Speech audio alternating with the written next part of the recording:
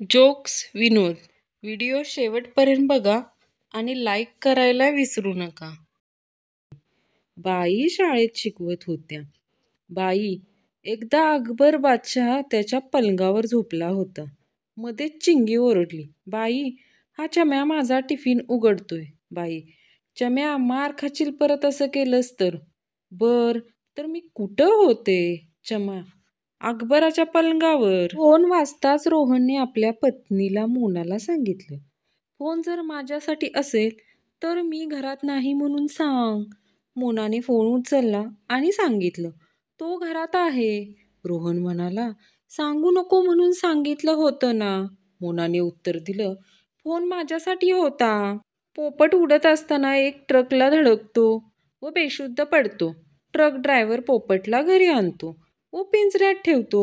पोपटाला शुद्ध येते व स्वतःला पिंजऱ्यात बघून तो ओरडतो, बापरे, जेल, तो ट्रक ड्रायव्हर मेला की काय? पेरूच्या झाडावर हत्ती बसला होता. एक गाढव झाडावर चढते. हत्ती, कशाला आलास गाढव?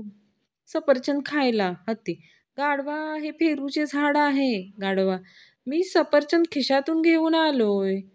पुस्तक वाचता वाचता नवरा बायकोस म्हणतो, पहा बरे, या पुस्तकात काय लिहिले आहे ते की मूर्ख माणसांना सुंदर बायको मिळतात.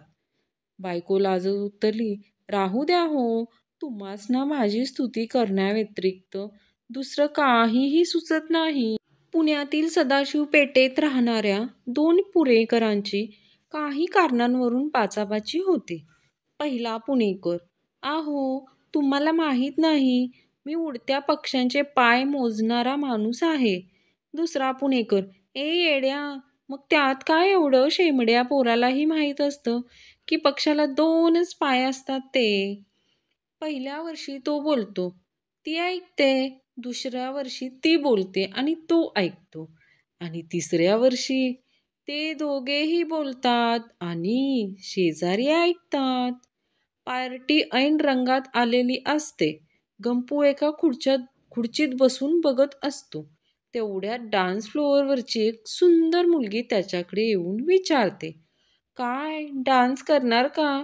गंपू, हो. मुलगी, ठीक आहे, मग तुझी खुर्ची मला दे. पहिला, अरे थांब ना थोडा वेळ, किती दिवसांनी भेटलास? दुसरा, मला ऑफिसला पोचायला 2च मिनिटे वेळ शिल्लक आहे. पहिला, मग सायकलवर बस ना. सायकल हातात धरून कशाला पळतोस? दुसरा, अरे, सायकलवरही बसायला वेळ नाही मला.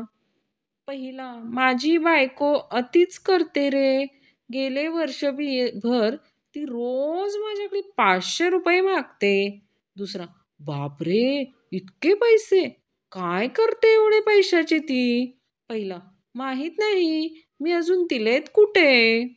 पहिला मित्र, मला स्वयंपाक करायचा, कपडे धुवायचा, घर झाडायचा कंटाळा आला म्हणून मी लग्न केलं.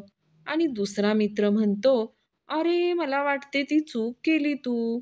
मला याच गोष्टींचा कंटाळा आला म्हणून मी घटस्फोट दिला.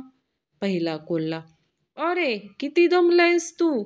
द्राक्षांचा नाद सोडून दे. प्रयत्न करून मळ्यात शिरलास तर मार खावा लागेल. दुसरा कोल्हा, मार खावा लागला तरी चालेल, मला द्राक्ष घरी न्यावीच लागतील. बायकोला कडक डोहाळे लागले. तिनं तंबी दिली, द्राक्ष आणली नाही तर घरात घेणार नाही. पराग, मी ज्या मुलीला लग्नासाठी पसंत करतो ती आईला आवडत नाही, काय करू? मित्र, आईसारखीच एखादी मुलगी बघ, ती तुझ्या आईला आवडेल. पराग, मी आईसारखीच मुलगी शोधली पण बाबा व तिचा राग करायला लागले. परदेशात धोतर नेसणाऱ्या एक माणसाचं धोतर सुटलं. एका इंग्रजाने त्याला विचारलं, व्हॉट इज धिस?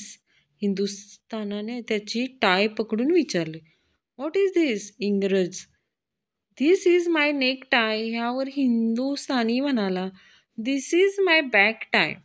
पत्रकार, आपण श्रीमंत कसं झालात?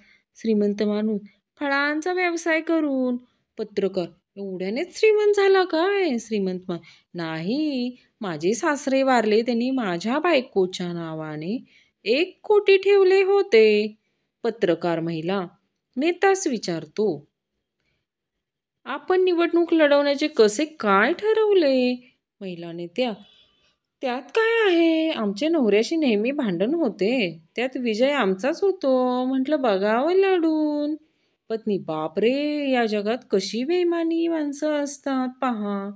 पती: काय झालं ग? पत्नी: आज सकाळी दूधवाल्यानं मला एक खोटं नाणं दिलं. पती: दाखव पाहू. पत्नी: आहो ते मी भाजीवाल्याला देऊन टाकलं.